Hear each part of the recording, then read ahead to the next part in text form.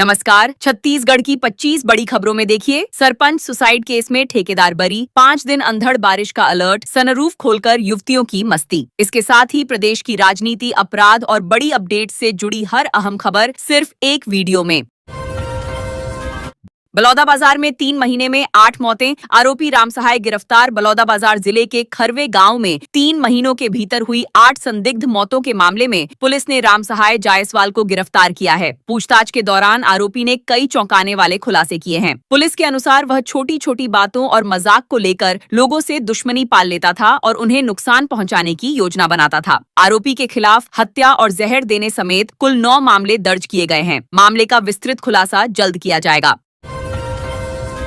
छत्तीसगढ़ में 5 दिन अंधड़ बारिश का अलर्ट। छत्तीसगढ़ में मानसून की एंट्री के बावजूद अब तक सामान्य से काफी कम बारिश दर्ज की गई है। 1 जून से अब तक प्रदेश में केवल 33.2 मिलीमीटर वर्षा हुई है, जो सामान्य से लगभग 69% कम है। मौसम विभाग ने अगले 5 दिनों तक कई जिलों में गरज चमक, तेज हवाओं और बारिश की संभावना जताई है। कुछ इलाकों में 40 से 50 किलोमीटर प्रति घंटे की रफ्तार से हवाएं चल सकती हैं। लोगों को सतर्क रहने की सलाह दी गई है।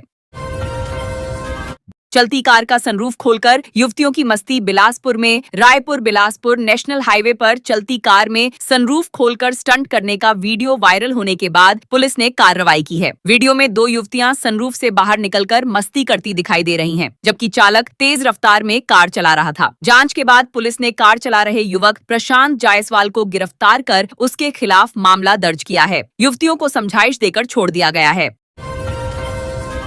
12 साल पुराने सरपंच सुसाइड केस में ठेकेदार बरी। छत्तीसगढ़ हाईकोर्ट ने 12 साल पुराने सरपंच आत्महत्या मामले में दोषी ठहराए गए ठेकेदार को बरी कर दिया है। अदालत ने कहा कि उधार दी गई राशि वापस मांगना या कानूनी कार्रवाई की चेतावनी देना आत्महत्या के लिए उकसाने की श्रेणी में नहीं आता। मामला धमतरी जिले के ग्राम बलियारा का है, जहां 2014 में तत्कालीन सरपंच बलराम मंडावी ने आत्महत्या कर ली थी। निचली अदालत द्वारा सुनाई गई 7 साल की सजा को हाईकोर्ट ने रद्द कर दिया। बस्तर का NMMS परीक्षा में रहा शानदार प्रदर्शन। राष्ट्रीय साधन सह योग्यता छात्रवृत्ति परीक्षा 2025 से 26 में बस्तर जिले ने शानदार प्रदर्शन करते हुए प्रदेश में तीसरा स्थान हासिल किया है। पिछले वर्ष जहां केवल 2 विद्यार्थियों का चयन हुआ था, वहीं इस बार 177 विद्यार्थियों ने सफलता प्राप्त की है। चयनित विद्यार्थियों को कक्षा 9वीं से 12वीं तक प्रतिमाह 1000 रुपए की छात्रवृत्ति मिलेगी। बकावंड और लोहंडीगुड़ा ब्लॉक के विद्यार्थियों ने सबसे बेहतर प्रदर्शन किया है, जिससे जिले में खुशी का माहौल है। 28 जून को होगी हाईकोर्ट डाटा एंट्री ऑपरेटर भर्ती परीक्षा। छत्तीसगढ़ उच्च न्यायालय में डाटा एंट्री ऑपरेटर भर्ती के लिए प्रथम चरण की परीक्षा 28 जून को आयोजित की जाएगी। परीक्षा सुबह 10 बजे से दोपहर 12:15 पर तक होगी। रायपुर जिले में इसके लिए 35 परीक्षा केंद्र बनाए गए हैं। इस भर्ती परीक्षा और PAT फॉर PVPT प्रवेश परीक्षा में कुल 9,856 अभ्यर्थी शामिल होंगे। प्रशासन ने परीक्षा की निष्पक्षता और सुरक्षा सुनिश्चित करने के लिए विशेष निगरानी तथा गोपनीय सामग्री वितरण की व्यापक व्यवस्था की है। सेंट पॉल स्कूल में सामुदायिक भवन पर चला बुलडोजर। रायपुर में सेंट पॉल स्कूल परिसर के पास बने निर्माणाधीन विवादित ढांचे को प्रशासन ने बुलडोजर चलाकर ध्वस्त कर दिया। कार्रवाई के दौरान क्षेत्र में भारी पुलिस बल तैनात रहा और सुरक्षा के मद्देनजर आसपास की सड़कों को अस्थायी रूप से बंद कर दिया गया। अधिकारियों के अनुसार जिस भूमि पर निर्माण किया जा रहा था, उसकी लीज अवधि समाप्त हो चुकी थी। कानूनी प्रक्रिया के तहत की गई इस कार्रवाई की निगरानी प्रशासन और पुलिस के वरिष्ठ अधिकारियों ने की। सरकारी स्कूलों में सरस्वती वंदना का विरोध शुरू। छत्तीसगढ़ के सरकारी स्कूलों में सरस्वती वंदना और मंत्रोच्चार की नई व्यवस्था को लेकर विवाद शुरू हो गया है। गौरेला पेंड्रा मरवाही जिले में मुस्लिम विकास मंच ने इस फैसले का विरोध करते हुए कलेक्टर कार्यालय में ज्ञापन सौंपा। संगठन का कहना है कि किसी विशेष धर्म से जुड़े मंत्रों का अनिवार्य उच्चारण संविधान की धर्मनिरपेक्ष भावना के अनुरूप नहीं है। वहीं सरकार इसे भारतीय संस्कृति और नैतिक मूल्यों से जोड़कर देख रही है। इस मुद्दे पर प्रदेश भर में बहस तेज हो गई है।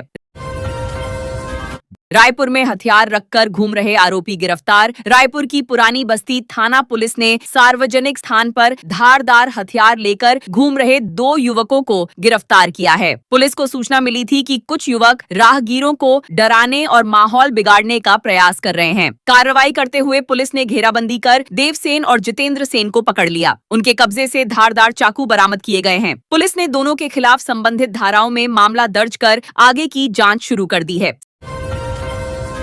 सिलतरा वेयर हाउस में गड़बड़ी हटाई गई। प्रभारी रायपुर में शराब बिक्री से जुड़ी बड़ी अनियमितता सामने आई है। जांच में पता चला कि जिन शराब की बोतलों को आबकारी विभाग ने नष्ट करने का आदेश दिया था, उनमें से कई बाजार में बेची गईं। विभाग ने मई 2026 में हजारों बोतलों को नष्ट करने का आदेश दिया था, लेकिन आरोप है कि बड़ी मात्रा में स्टॉक खपा दिया गया। मामले के सामने आने के बाद सिलतरा वेयर हाउस की प्रभारी दीप मसीह का तबादला कर दिया गया है। विभागीय जाँच जारी है।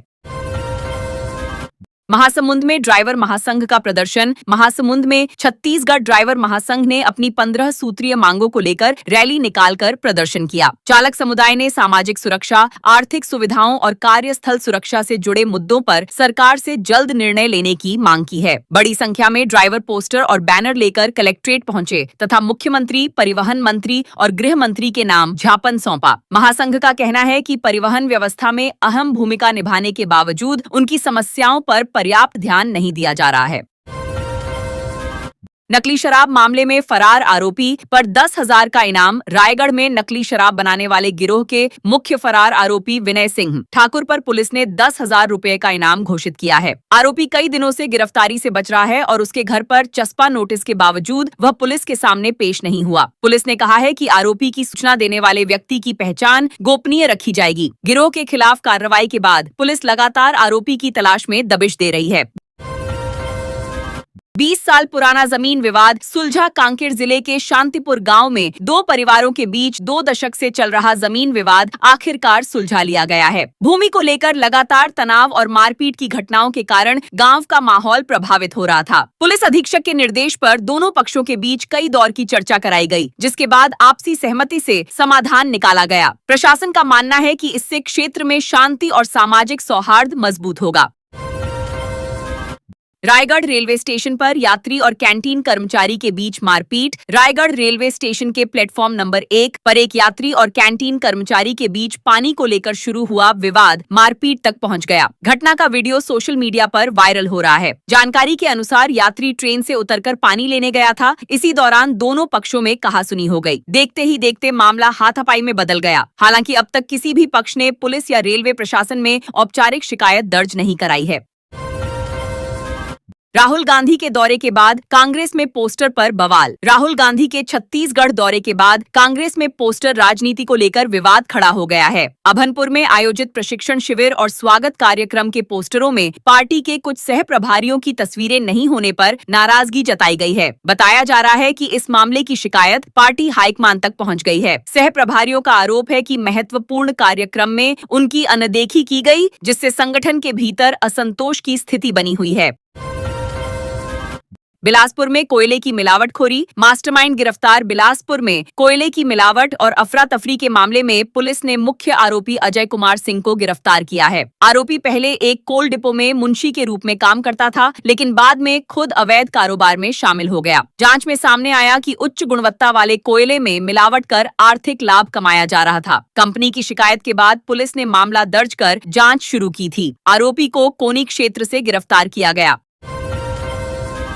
अन्ना रेड्डी सट्टा ऐप का भंडाफोड़। 3 गिरफ्तार। दुर्ग पुलिस ने ऑनलाइन सट्टा ऐप अन्ना रेड्डी के जरिए संचालित अवैध नेटवर्क का खुलासा करते हुए 3 आरोपियों को गिरफ्तार किया है। पुलिस ने उनके पास से बड़ी संख्या में ATM card, bank passbook, mobile, SIM card और लैपटॉप बरामद किए हैं। आरोपियों पर गरीब लोगों के नाम से बैंक खाते खुलवाकर सट्टे की रकम का लेन देन करने का आरोप है। पुलिस के अनुसार यह एक अंतर्राज्यीय नेटवर्क था, जिसकी जाँच अब भी जारी है।